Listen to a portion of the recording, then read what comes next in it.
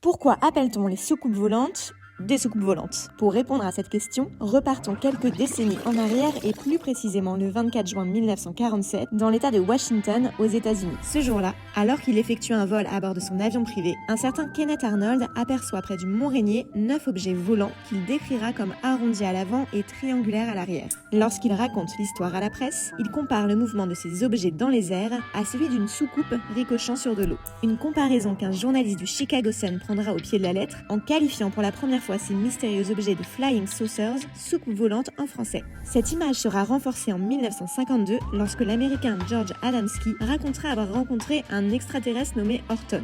Oui. Il publiera l'année suivante le livre Les soucoupes volantes ont atterri, dans lequel il glissera une photographie floue d'un prétendu ovni ressemblant lui aussi à une soucoupe. L'image de la soucoupe se diffusera dès les années 1950 dans la culture populaire, conférant à l'ovni cette représentation bien spécifique.